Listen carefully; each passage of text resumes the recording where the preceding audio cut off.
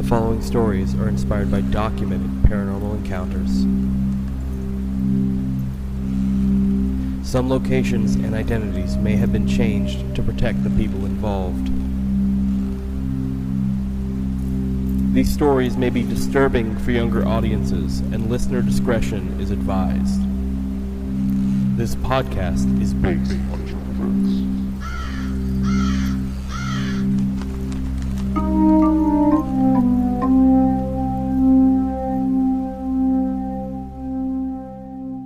Hey, I'm B, she, they. Hi, I'm Brandon, he, him. Hi, I'm Dahlia, she, they. And this podcast is based on true events. All right, guys. First try. First try. Welcome to episode 12. We don't go through like multiple iterations every episode before we actually decide on that was good enough. It's always first try. So you don't even gotta mention it. We don't gotta worry about it. Facts. Welcome to the 12th episode, guys. That's crazy that we're in double digits. Yeah. By the way. And we've been in double digits. We've been in double Holy digits shit. for a couple episodes now, yeah. Like officially. Like, that's crazy. Thank you for everybody who's been listening. I know I was talking to Jordan the other day because we were discussing like merch art stuff again. And she was talking about how like she will listen to us multiple times a week. Aww. Just because she misses us. Aww. Yeah. I love you, Jordan. And I like, love you, Jordan. and like, she'll be like, yeah, one time I'll listen to it and I'll be like, I don't really, or she'll listen to it and she'll get ideas for merch ideas. And then she'll be like, okay. And then while she's working on them, she'll listen again. And Interesting. Yeah, Top so, like, listener. Yeah. Hell yeah. I have like, again, I realize to everybody listening how early and like, you know, how early it is to be talking about merch or whatever. We haven't even gotten 100 downloads yet, but I think it's fine because it's not going to cost us any money to get into it. And also I like the idea of having it. I just want a hoodie that says "Pisappointed." Yeah, for sure. You know, like, it's really strange to see the thing I drew become a sticker and a business card. I gotta say that. Yeah? Because it's really cool. Because, you know, like, the art and Yeah. then Dombey and all that. Yeah. I love Seeing yeah. that, like, in physical form, I'm like, whoa. No, I am That's loving. cool. I love the art you've made for this podcast. Oh, It's yeah. really good. It describes the vibe perfectly. Because like we're not like sure the stories are scary, but we don't exactly get way too serious when it comes to ourselves on here. Yeah. Like if we can help it, to be fair. And then cannot. also getting scared. A defense mechanism is to make jokes. So like fucking. But what is the vibe with y'all today? Who wants Cozy. to go cozy? Me. Cozy. Sorry. You are cozied You are up. very I'm cozy. cozied up. Like, I got my cinnamon roll blanket. I have this giant circular chair that spins around that I sit in for podcast recording and also gaming on my consoles. Yeah. So I have a plethora of pillows. And I'm just kind of lounging up. I don't even know. How would you describe this pose that I'm doing right now? I don't know, but you look like I should be feeding you grapes and Brandon Yeah. should be fanning you with a palm frond. No, for sure. Like, Emperor pose. That's Yes. the emperor lean. And That's- hedonism Dalia. bot. You're giving hedonism bot Yeah. from Futurama. No, for sure. You've got like the pillows and everything. You're good. Oh, We yeah. adjusted the mic to where you're comfortable. I'm Just like- thankful jealous. it You look reached. real comfy. I am. I'm man spreading up, dude. Like, Yeah. this is Love amazing. Yeah. So I'm cozy. How are y'all? I'm doing good. I feel a little bit more confident. It being the second episode we recorded today. I don't know what was wrong with me last episode. I had to double check with Dalia after we ended. Like, hey, did I do okay? Because like I didn't feel like I did. I don't know what had happened. I don't know. My brain just would blank on some things, and Mine does that a lot. right. And thankful, it always makes me feel a little bit better when like you guys start reading your stories too, and I'll see like, oh, I did that in my story, so it's okay since like you know we're all doing human. Yeah. I am very surprised that I didn't trip up on my first story like I usually do. That caught me off guard. right. Because usually I'm right there with you. No, like it happened with you, hun, where there was a sentence where you're like, wait a second. And I do that all the time where I'm like, I'll write it down and I'll be like, I'll know how I say that later. And I start to read. I'm like, I don't know what I was thinking when I was writing this. What's the inflection here? Right. You know? Right. But when I've started writing stories now, I will, if there's a word that needs emphasized, I will keep it in caps. Like, I'm writing it how, like, I know I'm going to know how to read it. Or I'm starting to do that now. Hell yeah. Which, like, I've said before in the group chat, after this, like, recording session, so after episode 15, after episode 14, I will officially be out of stories that I have been building up for since before the podcast. So I'm going to have to really hunker down. Look at you. And start, like, writing out those stories in between recording sessions. Hell yeah. Because this past time I was like, there was some times like, I could do this, but I really don't want to right now. And I have episodes to fall back on I can do, or stories to do. And so now I don't have that. So, like, I look forward to hearing about the Bell Witch, because I don't know that story. I haven't made that story yet, but it's so interesting. Yeah. No, yeah.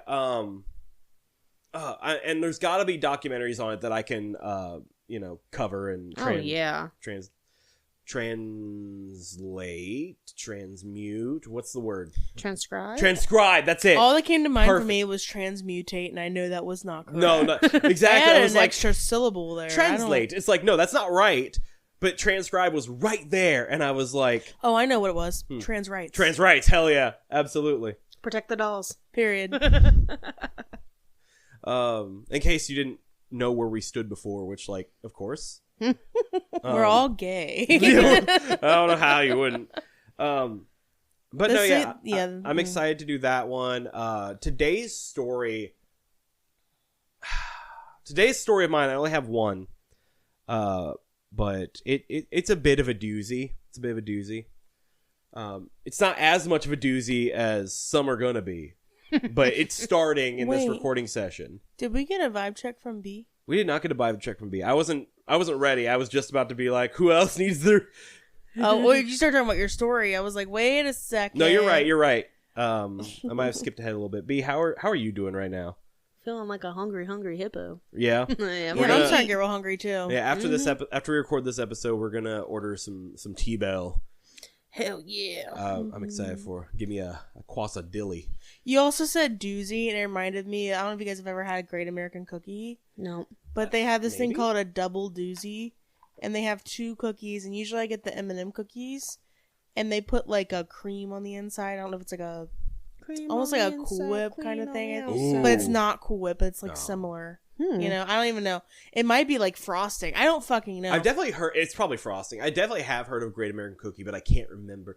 Like I think I have an image in my head of what it is, but all I can really picture is like the cookie cakes with that icing on it. Yeah, they make those too. Yeah. But if we ever find ourselves in Florence at the Florence Mall for whatever reason and it's still there, we should get double doozies. Well, we're closer to that mall than we were when we actually lived in Kentucky. So like, yeah, but I don't prefer that mall, is what I'm saying. No, like I prefer the rich bougie mall. Of course, as one will, because there's more to browse and stuff. Not that I can afford any of it. Mood, especially in this economy. Yeah. Did you have more? Did you have more check? No, I'm here. I'm chilling. Do you have more vibes to check? No, my vibes are balanced. Okay. That's good shit. What was that laugh? It reminded me of... It was your laugh. It reminded me of fucking Jared Leto's Joker. I'm so sorry about that. I wouldn't know. I'm ready for my emotional support weed pen to be charged. Waiting for that. But no, I'm good. I'm honestly just really glad. Like I can't express enough how glad I am it's not burning up in this room. Yes. Because like I think it was last time we recorded episode 10, wasn't it? Yeah, because I had asked about cracking open a window and you were like, no, it's gonna get so much worse. Sorry, I made that face because my tummy started growing like audibly. Like, oh no, I was didn't. Like, brrr. I was like, oh no. No, I didn't. We didn't hear it. Cool. I just noticed you go, oh shit, like on your face. Yeah. I'm sitting here thinking you shit yourself or something. Like, you good? No, that's usually me. Yeah. If it's any That's true. OPP and poo poo pants sitting on the couch together right now. Okay, so that needs some explanation. We can't just go on from that. So first, do we feel comfortable having the explanation? Do we need to cut this out? Okay, it's so fine. me and B are in a group chat with the rest of our friends called Gang Gang. And we have been for a very long time. We both have nicknames in there. B's is Pee Pee Pants and mine's Poo Poo Pants. Because For good reason. For good reason. Because it started with B because she was over at our house for a game night one time, right? And well, I guess you were. I'll have to refer to you in the third person. You're right next to me on the couch. No, you're over for our game night, and you're like, I have to pee. And then I can't remember how it happened, but there was like a joke that was being made, and it was Michael. Was it Michael? Michael did it. It's always Michael. I thought it was Michael. me. Okay, cool. I'm blameless. No, okay, so yeah, Michael was making a joke, I guess, and BP'd. BP. I was literally on my way to the bathroom. The bathroom was right there where we were. I Literally stood up, a foot away. walked to the bathroom. I'm in front of the door to the bathroom, and he makes this joke, and I can't. I laugh and I pee, and I'm like, are you fucking kidding me? I was pissed. Literally. Did that start after the baby? Yeah. Yeah. That'll do So my pelvic floor was never as strong as it should have been anyways. And then after having her, it just destroyed it. When I tell you, my Kegels are fighting for their fucking lives right now. They're putting in overtime, putting in work to try to correct this problem. And then me, and then my nickname, also well-deserved. It didn't happen, like, within the group of friends at the time, but there has been at least 2 times where I have... Oh, man, this is going to be so TMI. You can skip ahead a little bit if, like, this is too gross for you. Or if I've straight up shat myself. I've had to throw away my underwear a couple times from work. Yep. Just complete accident. Like, you just trust a fart, and then it wasn't good. That's where you fucked up, was trusting a fart. Well, the thing is, like, at least one of those times, it was like, there was no build up to it. There was no indication that something was bad. It was just, I'm gonna fart. No, I'm not, apparently. That's what you get for trusting a fart. That's You what never you get when you trust a fart. your farts. Never. Right, but gross talk over. I'm sorry, guys. But, no, yeah, so all that to say, this couch is very nervous with both me and B on it right now. I'm good. I just went to the bathroom. I did too. We're all good. Anyway, so with that, why don't we go ahead and get into to the stories today? I want to apologize heavily. So, hey, you know what? They're getting to know us, or you guys. It's all good. Do they want to? Okay. Couldn't be me.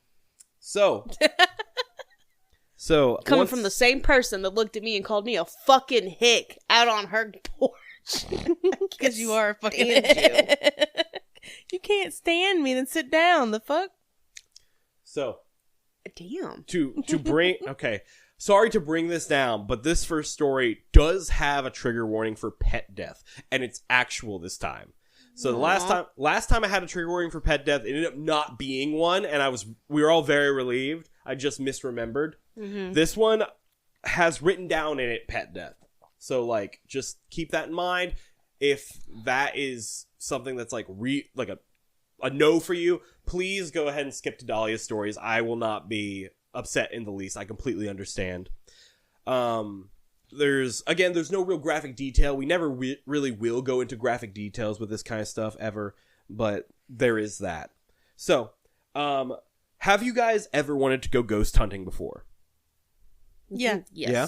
Mm-hmm. I have, and I would like to go again. However, if we do, we got to make sure to bring the right protections, because, like, let this story serve as a cautionary tale that may help you double down on whatever crystals, prayers, or just what have you the next time you dip your toes into the paranormal.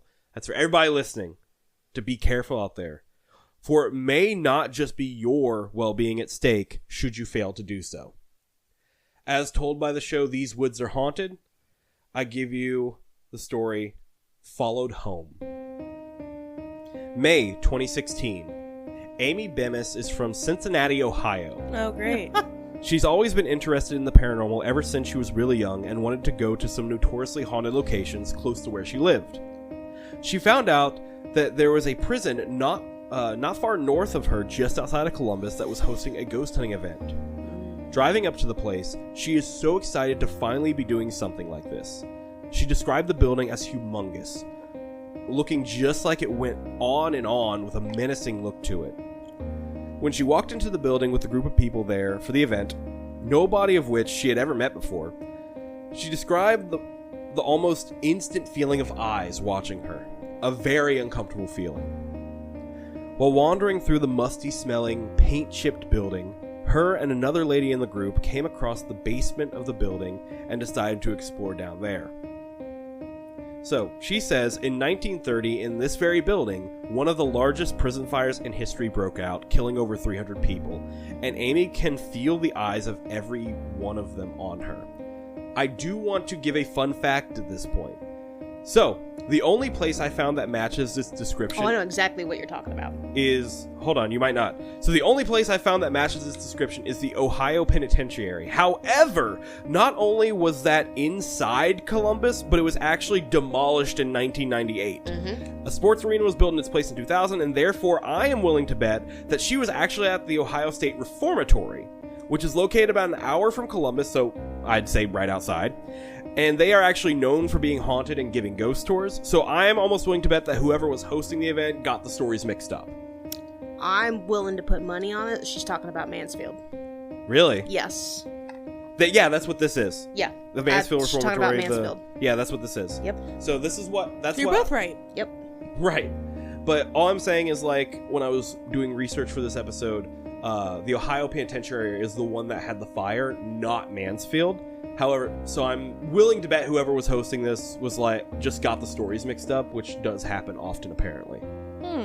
So, but be that as it may, after exploring a bit, Amy realized that at some point she became alone in this basement.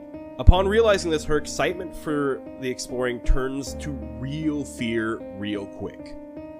She tries to stay calm as she quickly attempts to retrace her steps, not wanting to panic, and in the darkness of the basement, she thinks she sees something in one of the cells she's about to pass, the dark silhouette of a man. She tries to take a picture of it on her phone, but the flash doesn't go off, so she has no idea if she actually captured anything. Before she could try again, however, she's driven into running as the dark shape snarls at her. She runs through the maze of the building until finally making outside, safe. Or is she? Amy returns home to her secluded cabin in the woods. She excitedly tells her husband, Bobby, about her experience, but being a skeptic, he tries to explain it away. This is until he sees the photo she took. Turns out she did capture it. While he tried, he couldn't seem to find an explanation for the photo. Late that Sunday night, Amy steps out on her front porch. As she's drinking her tea, she notices her 11-year-old dog Jake staring out from inside the house and acting extremely nervous. He's pawing at the sliding door, whining and barking at one specific direction out in the backyard. As Amy looks out where Jake is staring, she claims to see two red glowing eyes in the bushes. Oh dear. She says that this is the point where things started to get really bad in her home. About a week after the incident, Bobby claims to have been woken up in the middle of the night by the sound of a raspy voice of a man in his ear telling him to kill himself. Damn. After checking the entire house for an intruder, he finds no one. He notices that their dog Jake is refusing to enter their bedroom. While weird, Amy's husband doesn't really think much else about it. Amy thinks that whatever she encountered in the prison may have followed her home. Soon, the nightmares started. In the dream, she sits up in bed to see the figure from the prison in the corner of her room staring at her. In its featureless face, two red eyes burn as it comes closer to her. She tries to wake her husband to no avail and is soon getting out of bed to get away from the entity. But that's when she notices that she sees her body still asleep on the bed next to her. She screams and tries with all her might to wake herself up, but all she can do is watch as the creature approaches her sleeping body. It reaches his arms out as if to grab her, and just as the entity is about to grab her legs, she wakes up. This type of dream would go on for months. She started noticing that the day after having these dreams, she would find little bruises on her legs in the shape of fingerprints. Or like hands, basically. As if somebody had dug their hands into her really hard. She starts becoming terrified of going to sleep, and sometimes she would be able to actually wake herself up in the nightmare, only to fall back asleep and have it start right over. One night, Bobby was in bed asleep while she was getting some work done in the living room.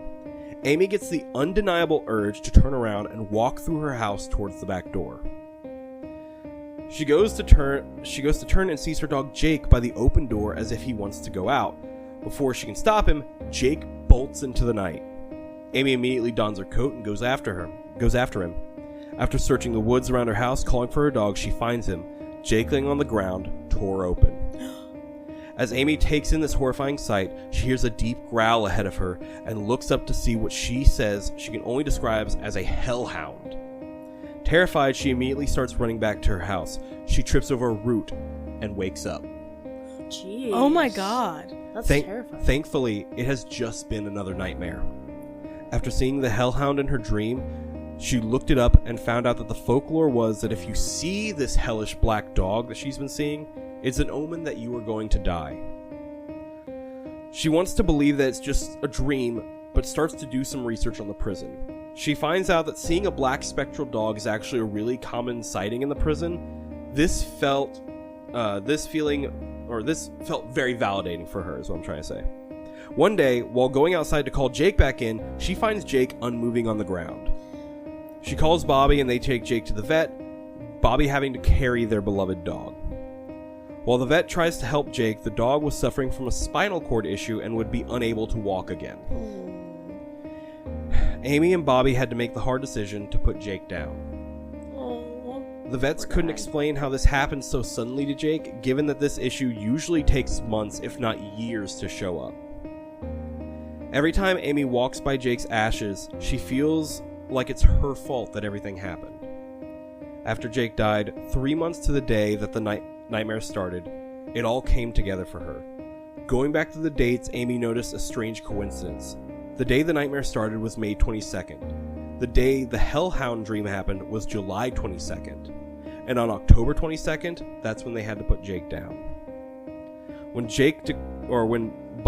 While Bobby declined to be interviewed for this episode, he had this to say: "When it comes to the paranormal, that night changed my opinion. Something followed her from that prison." End quote. He agrees that how things played out, it's a bit too coincidental to not be paranormal in his mind. Amy would like to find answers to what happened to her. She wants to know if anyone else has experienced things like this. She almost wants to go back and confront the thing that changed her life. As far as the paranormal events in her home, all activity and all nightmares has seemed to just stop after Jake's death. Wow. Like he just wanted a soul or something? I don't know. But... So I have a couple of things. Sure. So I had a cat named Tigger. Okay. And one day, Tigger's legs stopped working. He couldn't walk, nothing like that. But it turned out he had feline leukemia. Oh, damn. That's how he got. Mansfield. How much do you know about Mansfield? Because I fucking love Mansfield. So I don't know a whole lot about Mansfield. So Mansfield is renowned for its architecture. Yes. It's actually where Shawshank Redemption was filmed. I did know that, yeah. I saw that while looking up stuff for this episode. At Mansfield, it was actually a court case that shut that reformatory down. Right. It originally was for like young first-time male offenders, meant to reform them. But eventually the prison got overrun with overcrowding. It turned into a maximum security prison, and over 200 people ended up dying from the overcrowding, including prisoners and guards. That's insane. Mm-hmm. Wow. Yeah, most families did not claim bodies because of the nature of the crimes. Oh, it's crazy. Mansfield has a really rich history, and I would recommend looking it up. They do incarceration up there too, up at Mansfield. That's where that is. Yep, that's at Mansfield. I've always wanted to go to incarceration. Yep. Yeah, absolutely. Yep. Incarceration? Is it like a Halloween? Incarceration is like this giant ass rock festival. Oh, okay. Mm-hmm. It's fantastic. Not at all what I expected it to be. Okay. Yeah. Mm-hmm. Yeah, really, really interesting place to look up and learn about. Okay. Yeah. You got any thoughts on this story, Dalia? I have a lot of thoughts, because the whole trick of it being going, because I thought like, the hellhound was in real life, I mean, that's exactly how it was written, right? Like, you think it's actually happened, and then she wakes up and, yeah, you know, and then I her couldn't dog's imagine dead. having- The parallels there are crazy. Right. I wonder if the number 22 has any significance. I don't know, but that's interesting. I know you're into like numerology and stuff. Yeah, anything off the top of your head that you can think of? Unrelated, but my sister died on March 22nd. I don't know if it has anything to do with anything. I'll definitely look into it more. Okay. So, twos. My birthday's on the 2nd. My next brother, his birthday's on the 22nd. And my youngest brother, his birthday's on the 12th. Hell yeah. Yeah. See, I know angel numbers like 222. Like, yeah, that's a good thing, right? We were born November, December, January in that order too. Amazing. Yep. I just like, because this thing followed her for what? Almost. It's like because she was alone. Yeah, because she was alone. It just happened to wander across what I'm assuming is just this concentration of evil energy, dark energy that has created this entity. She was scared and vulnerable and alone. Yeah, and that's only going to continue. Like, these nightmares, like, I'm sure there are definitely skeptics who can brush away any kind of nightmare and be like, it's just your brain, whatever. But to have these things consistently happen to not just her, but her husband as well, like, this is... I think I know where they got the fire thing from. When the Ohio State Penitentiary burnt down, okay, those prisoners got sent to the reformatory. Oh, and did that's they? how the overcrowding started. Yes. Oh, okay. I didn't know that. I think I might be wrong. Someone fact check me. I just know when I looked it up, when I was what looking happened. it up, I found out that like what she said to a T happened at the penitentiary. Sure did. And like I didn't know about the overcrowding thing or anything like that. Yeah, it was a whole court case that the government ended up shutting it down. Oh wow. Specifically citing overcrowding and inhumane conditions. Right. No, but like it's so heartbreaking because like it literally just came in to take something from her and then leave, it seems like. Yeah. I wonder if it ever came back, honestly. Like, to the point of her like telling the story like in the show, it hadn't. But I don't like can you I don't think I'd ever feel safe that thing was gone forever, you know? Right. Yeah. I think I would always be worried about going to sleep and seeing it again. No, yeah. Anything else before we move on to pictures? Nah, I'm hoping they got the picture she took. No, so on the show, Damn it. on the show, it was irritating because it seemed like, I guess she might not have had it, which, like, honestly, if this thing had, like, killed my dog, I also don't think I'd want anything of it, because there's something to be said for, like, an imagery of something as well, keeping that around. Yeah. But, yeah, so she didn't have, but they did, like, a recreation of it, and that's what's being used for the, Okay. that's the thing I sent you guys in the group chat. Like, where you turn the brightness up. Yeah. That was funny. Oh, excuse me, sir. I didn't mean to say. Yeah. Yeah. I'll release a TikTok video this week explaining what I'm talking about. You'll see. But, so let's do pictures if Messenger will allow me to do so. Here we go. So, this first picture I am going to send you is of... Ah, crap. Her name is Amy, right? Is that what I was saying? Yeah, I think so. Yeah, Amy. This is this is of Amy. So this is who was telling the story. This next picture is of Mansfield, where I believe she was at. Where I think we all believe at this point that's probably where she was at doing this ghost. I'd be willing to put money on it that she was at Mansfield. But that's so. This is the actual like place that she was, and I can see what she's talking about. How like big and imposing it is. It's gorgeous. I've seen pictures of the aerial view, and it really does seem to go on for ever. Yeah. Also, this next picture is of a cell in the basement. I believe this is it's like the sub basement. It's called the Hole. I'm pretty sure. Yep. And I can only imagine that this is what she was looking into when she saw this, like, this entity, this shadow that snarled at her. Which, can you imagine? Like, that's already creepy. And it's dark with how dark it is in there. But she's also in the darkness everywhere else. Like, yeah, it's not lit up like that. Right. And then this last one I'm going to send you. This is a picture of the entity that she would be seeing in her dreams. This hellhound figure that she would see. Nope. So she would see this every night, approach her sleeping body while she watched from outside of herself and go to grab her, basically. That's... I don't want to say my worst nightmare, but Hellhound up there. It looks humanoid, and I hate that. Yeah, with like a wolf face. Are you kidding me? The eye. Oh, I hate that. It's got fingers. It's got fingers and an orange eye. Well, remember she said she would get bruises, like finger bruises. Yeah. That's just a demon, bro. Oh my god. That is a demon. Mm-hmm. Oh yeah, that picture alone, I was like, oh, this is rough. Like seeing it in the episode, it's freaky because it starts out like in the corner of her room and just slowly coming for it. It's like, no, thank you. Damn. This is the first time that I've like wanted to go back and watch the episode you're talking about. No, you've talked about doing that before. Have I? Yes, you have. Damn. Well, here's another one. I want to come sit and watch this. And that's what this is about. I always try to give, like, obviously hearing it firsthand is always going to be better. Yeah. So, like, it's to get... And also for people who, like, don't have the streaming services they need to watch these shows, well, you have us. So there's that. Surprise. All right, well, that's what I got for you today. Dalia, how many stories you got for us? So I have 2 stories today. Okay. Yeah.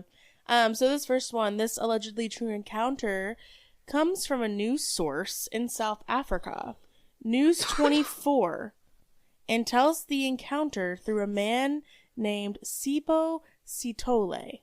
And I do apologize if I mispronounced that. I did do some digging to see how to pronounce that name through, like, what was it, YouTube that we used? There was a couple things, yeah, because you were like, this is how it's spelled, and I was looking it up. I was like, okay. And there are different things online. Also, stop getting AI, like, projects to teach you how to pronounce things, because that's not how that works. Yeah, they were like, they're not going to be able to do it. Sipho Sitole. No, that's not correct. No. Sipho Sitole, I believe. So they tell the encounter through his eyes. I call this one my surname. So let's get into it. I remember very well how my late grandmother, who lived in rural KwaZulu-Natal, so this is a location in South Africa, okay? Used to warn me about venturing outside at midnight. She would often tell me that midnight is the time for evil spirits to roam freely. The spirits were said to be extremely powerful and dangerous in the middle of the night. The dangers of being out at night included the possibility of meeting ghosts, tokoloshes, and witches. Okay. But, to be honest, none of my friends or family members ever confirmed meeting any of the above. Not even my go-go, which is a term for grandmother in South Africa. Okay. Witnessed the power of the evil spirits she feared most. Out of respect for my grandmother, who helped raise me, and for her to be on the safe side just in case evil spirits really existed and wandered at night, I decided that I had to be indoors before it got dark outside. But as I grew older, this routine was broken. Later on in life, I would sometimes find myself at work until very late at night, and inevitably go home long after midnight. But nothing untoward happened to me on these long journeys home after midnight, until one night. I remember driving home alone at about midnight on the 31st of December 2012. I was en route to the northern parts of KZN, if KZN is what I'm going to shorten the KwaZulu-Natal. Okay. I was about 10 kilometers away from my destination when suddenly I found myself stuck with a stranger who appeared out of nowhere. He was making it difficult for me to proceed with my journey because he was walking in the middle of the road. Having spent all of my adult years in Joburg, the first thing that came to mind was that I was about to be hijacked. Ugh. But I was wrong. I was really not prepared for what I was about to witness. Remember, it was really almost midnight and I was alone. Already almost midnight and I was alone, tired and drowsy. I had constantly tried to keep my eyes wide open to safely complete my journey. But at that stage, my vision was not only affected by my exhaustion, but also the bad weather. You know those nights that are misty and drizzling, and the perfect setting for a scene straight out of a horror movie? Setting for a scene, excuse me. There we go. Apologize. In shock, I winked and wiped my eyes with my hand as I approached the tall figure that was strutting in front of my car on the road as if leading or showing me the way. Though I'm quite familiar with the area, I still looked around just to make sure that there were no houses in the vicinity. As I already knew, there was no one except the deserted open veld, which is a open rural farmland in South Africa. I've stumbled over that a lot, but it's called a veld. Okay. Stretching as far as my eyes could see, and the man walking down the muddy road. The tall, lonely man who had been walking for some meters in the middle of the drizzling night with the help of a walking stick suddenly stopped as if he was challenging me to take him on. This was the last thing I expected. He didn't look bothered by me or the presence of my car behind him. Instead, he continued strolling until I was about 5 meters from him. Then, he jumped to the left side of the road as if something had stung him. He turned his whole body to face the road and fell on his back. No sooner had he fallen on his back than he rose again, but this time, only his upper body was elevated. With his hands on either side of his body, he was now sitting on the wet ground, with his feet stretched out and overlapping into the road. I swerved the car to the right to avoid driving over his feet. About 300 meters after passing the stranger, I made a conscious decision to turn back. What if he was sick? What if he needed my help? What if he was lost? I really felt that I had to go back to him. Now I was facing the direction where I had come from. To increase visibility, I turned the headlights to bright. Just up the road, believe it or not, the man who had been sitting down not so long ago was walking majestically in the middle of the road, coming towards my car. I thought of stopping him, but instead, I decided to drive past him and make another U-turn, so that I was now facing his direction. I drove for about 10 meters before I stopped my car. The man was now standing next to the road on the left side of my car. I opened the passenger side window. "Hello, what are you doing here?" I asked. "What are you saying, young man?" the man asked, turning his back to the window of the car. "What is your name? Where are you from?" "Listen, young man, can't you see I'm drunk?" he replied with a strong and clear voice, without even looking at me. "Where are you going?" And then he replied, "Home, just down the road. I was drinking the whole day and now I'm going home." "Where is your home?" I asked nervously, checking all directions for any possibility. "My home is just down the road. My surname is Sitole." A cold shiver went down my spine. I wondered if it was just a coincidence that this mysterious figure's surname was the same as mine. I began to realize that I might have actually brought a problem or evil spirits upon myself. I thought of speeding away, but my hands were shaking. The man stood still on the side of the car and was still not facing me. I never saw his face. "Do you want to give me a lift home?" he asked politely. Before I could respond, he continued talking and was moving closer to my open window. "Please give me a lift home," he begged. "No, no, no, no. No ways," I responded as I put my... That's how he said it. He said, "No, no, no, no ways." Valid. I responded, as I put my car into first gear, preparing to speed away. Before my car could pick up speed, and without bidding me goodbye, the man simply vanished into thick night air. Fearing that he might have entered my car, I checked outside and inside my car, but he was nowhere to be seen. And even now, I don't know whether he disappeared or what happened. Was he one of the spirits my grandmother used to talk about? Thoughts? Okay, so... I'm not gonna lie, if he had appeared in the car, I probably would have wrecked the car myself. Like, that's insane. So... Maybe it's because of the way it was written, but at first I was like, it almost doesn't sound too scary, but putting yourself in that position, like alone in a car at night, misty weather, like the weather he described, That's weird. Well, man. the writer, he writes it almost casually. Yeah. Like, it's just like he's recalling a memory, almost it's like, a oh, yeah, fond this memory. happened. It's yeah. like, well, I would need therapy. So, one thing that sticks out to me personally is that he was like talking about it being like evil or demon. I forget exactly what he said. Sure. But my first thought was like, this could be like one of your ancestors. You know what I mean? Yeah. Because he was almost home and the person was walking in the direction of his home and saying he had his last name. Yeah. So that was my thought. That's wait a second. No, because that's where I went that's too. weirder to me too.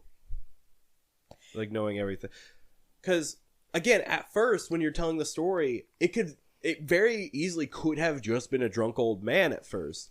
But if so, why is he acting the way why is he turned away from the window to talk to you? I don't like that. Like, what do you mean he turned away to speak to you? Right. And not only that, It's like actively not wanting to be seen. but him vanishing into thin air. Poof. Right. I don't know. I really Do we want the Yes, pictures? let's do any pictures you have. That sounds great. Okay, I so don't know. This one makes me feel uneasy out of anything. really, Yes, it makes me feel uneasy. Putting myself in because like so my niece Jordan, like she lives out in the middle of nowhere. Like Dalia, we've been there. You know where she lives, like out in the middle of nowhere. When me and Michael were driving home from her wedding, it was dark outside, and that I'm kind of picturing that where it's like an empty road, and he describes it as if it's weird that somebody should be out there, right? yeah. Like That's why he was like, "Whoa, what's going on?" And He stopped to ask him what's up. That's why he turned around to talk to the guy. and knowing his surname, but not knowing like that person, it almost gives me the vibes of either something trying to make him believe that like, hey, I'm related to you, help me out, or it's something that's like, this is all I know because you're the one I'm interacting with, and I'll just say this. And it's also like a doppelganger type deal. Yeah, Like that kind of vibe. exactly. And he also asked if he would give him a ride. Yeah. So, I mean, if you're stranded, I guess is a normal thing, but it's the last name, it's the surname. That's the whole thing, right? It's the whole. And just the way the man is acting in general, like the thing that's going on, like it doesn't really read drunk old man to me. Everything seems very concise. Like he's meaning to say this stuff. He's meaning to catch your attention. You turn around, he's doing better than he was. He's back. Like I don't know, it just fills me with a little bit of unease. This one, like Okay. So anyway, go ahead. I understand. I'm ready for pictures. No, yeah, you're good. sorry. So no. So for my first photo, I have a map of South Africa showing specifically where KwaZulu-Natal, sorry for pronunciation if it's incorrect, is located in the east. It's actually color coded in yellow there if you see it. Yes. Okay. Mm-hmm. And for the second photo, well, it didn't disappear on me. Oh no. Okay, there it is. For the second photo, I have a photo of some KZN veld. If you remember, that's like the farmland grassland, which may be close to what Sipo was seeing. So. Oh, that's gorgeous. That's pretty. But at night, on a misty, foggy night, like out in the middle of, with just this around, that's scary. I could have edited it to look darker and stuff, but it was just so pretty. It is very pretty. I'm glad you left it how it is. I like what this looks like. Yeah. Okay, you said you had 2 stories for us? I do. All Are right, you ready so for the second one? Let's do it. Yeah, I'm ready. Okay, yeah, absolutely. So, this allegedly true encounter comes from Reddit. Okay. And we're just going to dive right into this one. Sure. I call this one The Burnt Lady. Huh? Hate that. Not a fan. The burnt lady? The Burnt Lady. Okay. There's nothing I can picture with this title that's good. So, like... Yeah, none of them are good options. So, let's get into it. I've never believed in ghosts.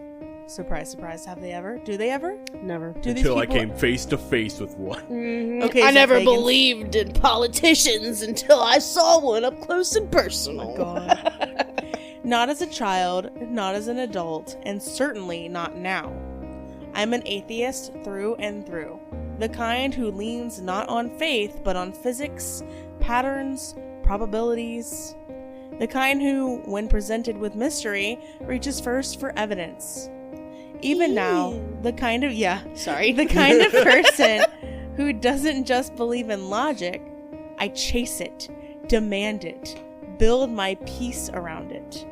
If something... Yeah, sounds like a that guy. He gave me the ick. Yeah. Yeah, no, this guy is he's got like a I'm better than you kind of vibe. Yeah, my shit don't stink. Sorry, guy, if you're for some reason listening to this, but I'm not. Imagine.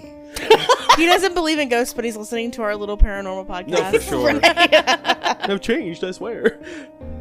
If something can't be explained, I don't fear it. I dissect it, examine it under every hypothesis I can construct. And I've lived in plenty of houses where deaths have occurred, even a guest house once, openly rumored to be haunted. People claimed to have seen things, heard whispers, felt presences, but I slept like a rock 2 floors above the world, all alone, and not even a creak to report. But there's one story, one house, that refuses to be explained no matter how many times I've turned it over under the microscope of reason. And even now, with all my scientific thinking and rational lens, I still haven't found a single explanation that fits. It happened about 10 years ago, when I was still married. My husband and I had rented a small, older home nestled in the chaos of a dense market neighborhood, right in the heart of a bustling Mumbai. It was nothing remarkable. 1 bedroom, a cramped drawing room, and just enough space for the 2 of us and our 2-year-old son.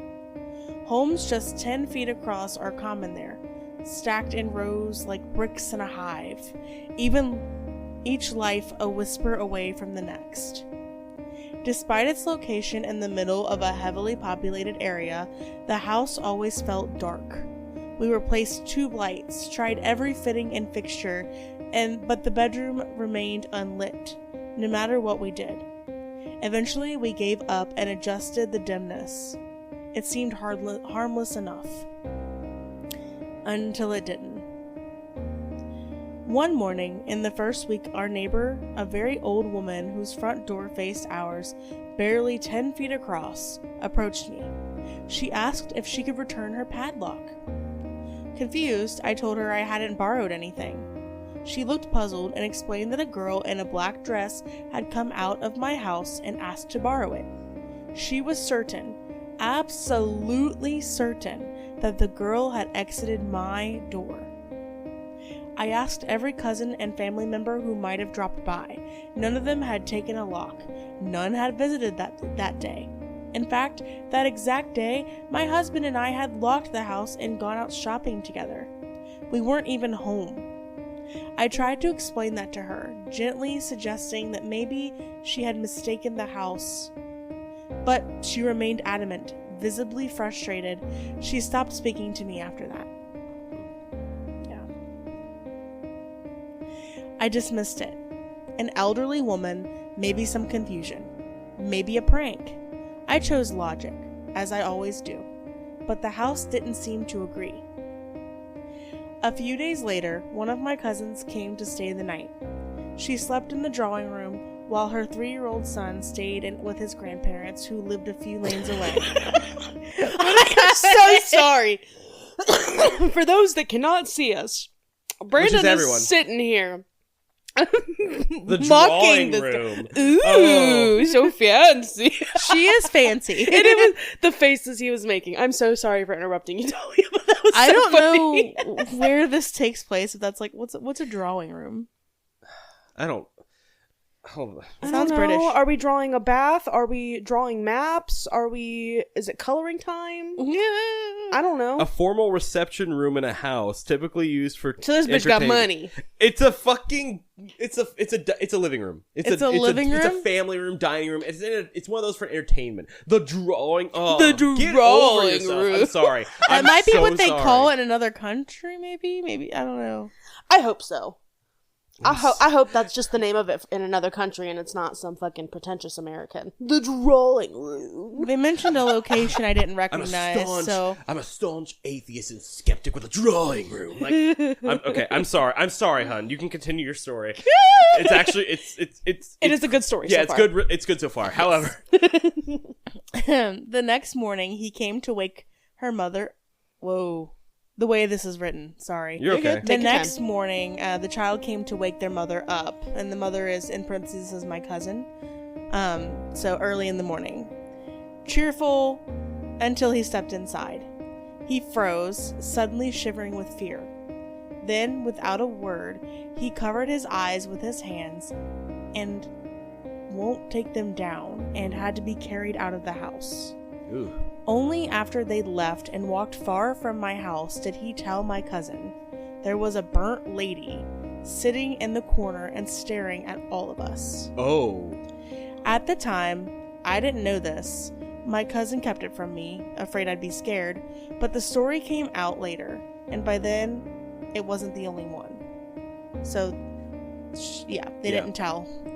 No, I got that. My own son, 2 years old then, would often talk to someone in the bedroom. Always the same corner, behind the door, where the darkness light lingered thickest. He'd offer his blanket, sit and mumble soft words. The behavior wasn't abnormal for a toddler, not by itself. I rationalized it and did not think much about it. Children have imaginary friends. The mind invents when it's lonely or curious or tired. These were ordinary, explainable behaviors. I clung to that. Then came the conversation that shifted the ground beneath my certainty. We were packing to leave the house. A neighbor, someone I had never spoken to before, struck up a casual conversation while I sat outside waiting for the movers. She chatted about if I needed something and where I'm moving and all. Again, pretty common in India, so it is in India, I forgot. Oh, Sorry, okay. guys. Okay. You know what? Okay, that Fine. makes more sense. You know what? I'm Perfect. I take back everything Okay. I've said. Great. Like, I admit I Much was better. wrong. Much better. Sorry, that was my bad. I completely forgot where this took place. And she mentioned, without prompting, that I often wore black. Just like the girl who had lived there before. Just like the girl who had died there before. Burned by her boyfriend in a hotel room. Damn. Rescued, but she didn't survive. Oh. She I died forgot in for this laughing. house. Sorry, she died in the house. This house. I asked around quietly.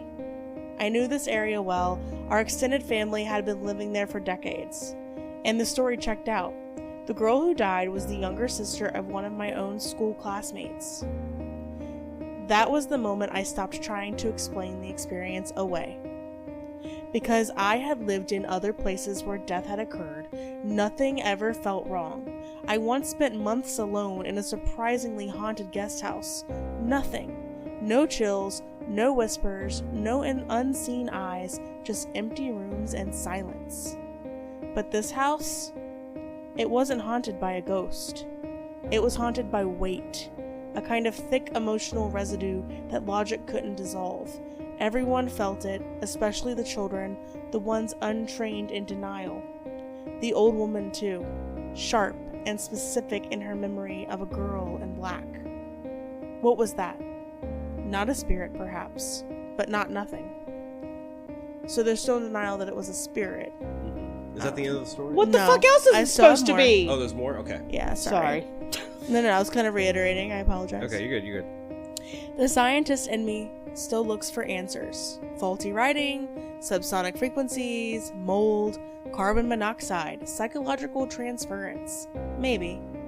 But nothing about the house screamed any of those things. No illnesses, no headaches, no hallucinations. Just an oppressive quiet. A sense of being watched. A corner that refused to be just a corner. It didn't break my skepticism, but it did something deeper. It made me accept that not every question had an answer yet. That science isn't about being certain, it's about being willing to ask more. And maybe some places remember, maybe pain leaves fingerprints, and maybe, even if we can't explain it, some truths still believe in the places where logic goes quiet. I'm glad I left that house, but I'll never forget it because it never quite let me go. Wow. So this particular post was posted 5 hours before I found it, and the OP had deleted it 4 times before finally leaving this one up. So it is fresh. Damn. So yeah, no updates, barely any comments probably that are relevant. There was 0 comments. 0 comments. Fuck. Correct. No, I do want to formally apologize for like ripping on this person so hard. That was my bad. I should have clarified where they're from. I completely forgot. Well, it's not even just that. Like, there's nothing wrong with being an atheist or a skeptic or anything like that. Like, I don't get not believing in ghosts and stuff, but I can understand it in a way. But no, that's crazy. Yeah, I do fully believe that, like, if not a ghost, just really dark energy can linger in a place, like recording a memory almost, you know. But it's the fact that the child saw. I don't like that. The burnt lady, I don't like that at all. It's always the kids. Do we want the photo now? Yes. No. Okay. Yeah, go ahead. So, for my photo, I have a burning hotel room because that's how the girl they had been seeing became burnt. And I mean, she came back to the house and died. Mm-hmm. Okay, but that is how, she ended up passing, essentially. Ooh. I didn't want to put a picture of a burnt victim. Right. I didn't want to generate. Not. I didn't want to generate a false. Right. No, AI I think this is a good slop. So sure. Yeah. No, burning's gotta be up there for the worst way to go. One of the worst ways to go, if not the, because like, damn, no, that's so rough. And imagine like living through that only to die later. Like I feel like you would have this kind of like hope almost for a little bit. Mm-hmm. And I think that makes it worse. If she was conscious. Yeah, if she was conscious, especially being able to make it back to the house. Of course there's something imprinted there. Of course she either, like, if we're assuming a lot, but if she was conscious, like, she's able to make it back to the house before she died. Like, thinking about maybe there being some hope there, like, okay, I'm good. And if she dies, that could totally leave behind a spirit that just doesn't know. And is just reliving that pain or something. Like, I hope that's not the case. I really hope it's just an energy that left behind that got recorded. Yeah. Like, oh, that's rough. That's rough to think about, for sure. Any other thoughts from you guys on that one? I wonder what the padlock was about. Yeah, I didn't quite understand that part. What? I don't know, because there was a lady in a black dress who came from her door, allegedly. Okay. And asked to borrow a padlock. Huh. There got no clue. Like, this is a fresh one, okay? Yeah, I don't know. I didn't quite understand that part, so I'm sorry for asking for clarity. No, you have to apologize. Yeah. It's crazy how fresh this one is, though. Mm-hmm. Like, we got to it. Yeah, I actually save every single post that I do, and I go back and I will check and see if there have been any updates since. That way we can do some kind of update episode, or at least I can do some kind of special update content. So that'd be cool. Yeah, if there's ever any updates to these stories, I'll let y'all know. Mm-hmm. Mm-hmm. Again, maybe something we could do like a little bonus episode of. That'd be neat. Yeah, like if there's ever. Yeah, no, that was. I don't want to say good one, but like that one was extremely well written. As much as I ripped on the actual person, which again I apologize for. I feel really bad about that. But like I don't. No. It did sound a bit hoity-toity. It did. It really did. But it was well written. We're American. Nobody cares about our opinions anyways. That's fair. That's very fair. We're on watch lists. Nobody cares about us. Yeah. Maybe they do care, just in a different way. Yeah, that's true. All right. B. Ready? Ready for me? Are you ready for you? I am. All right. I'm ready. Let's do it. Let me see. Where's it at? The answer was no. You were not ready for you. Well, I was. I just wasn't. Anyways. I was spiritually ready. She was mentally ready. Yeah. Yeah. I'm a big fan of the subreddit Random Acts of Kindness. Oh, yeah? I love it. I live there. Just all the time. Anyways. The title of the story is A 1.5-year-old I met in 2005 changed my life forever. Okay. Okay. He shot me. I got a Glock in my Rari. All right, go ahead. In 2005, I had just finished grad school and started my first job in the U.S. I traveled back to India for a family visit and was taken to an orphanage I hadn't even known my relatives had been quietly supporting for years. I seen that look you gave me. Yes, that's why I grabbed this one. Oh, okay. I was like, oh, coincidence. Mm-hmm. While sitting in the office there, I noticed a tiny 1.5-year-old boy crawling on the floor trying to stand up. I played with him for a while, and when the orphanage manager walked in, I casually asked who the little one was. Sorry, this part is a little, Oh? I don't know how to trigger it, but it's just mindful. Just a little sentence. Okay. He told me that the child had just been brought in 30 minutes earlier. He had been found in a dumpster. Oh. That's what I meant. Okay. Yeah. The story stayed with me. I returned to the U.S. a few weeks later, but I couldn't stop thinking about him. When I called the manager again, I learned more. The child had been abandoned by his grandfather after both teenage parents had refused to raise him. Authorities had intervened and the orphanage was granted full care. Sorry, I had to take a minute and think. Is there anything violent in the story as I read that? Yeah. Sorry. Thankfully, we're okay. no. Okay. Yep. I stayed in touch and quietly supported his education from afar. That one moment, meeting that child, sparked something deep in me. In 2007, I helped start a small nonprofit with 2 friends so we could support more kids like him in a structured way. Over time, we've had the chance to support over 150 students through school and college and helped build classrooms, a computer lab, a small gym, and a library. Many of those kids went on to become small business owners, engineers, a dentist, and one of them is now a district court judge. Holy shit. Mm-hmm. And the little boy who started it all? He's now 22, just graduated as a mechanical engineer. The orphanage manager and his wife eventually adopted him as their own, gave him their name, and raised him with so much love that he never knew he wasn't theirs by birth. Oh. I stayed quietly in the background just cheering him on. I often say, he may not know everything, but he changed me. That moment in 2005 shaped the direction of my life in ways I could have never imagined. We're still just 3 friends doing what we can. No big organization, no spotlight, just a little kindness that grew over time. That's awesome. Mm-hmm. I love that one. You're crying. Yeah. Oh my god. That's the best you can hope for, honestly. That's so good. That's so nice. Yeah. I'm glad that they kept tabs on the little boy. So, yeah, for sure.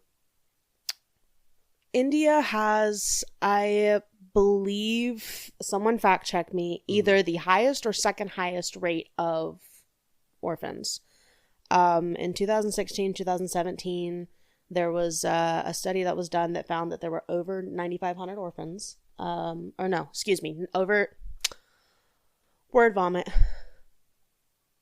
9,500 orphanages. Oh, there we wow. go. That's what I was looking for.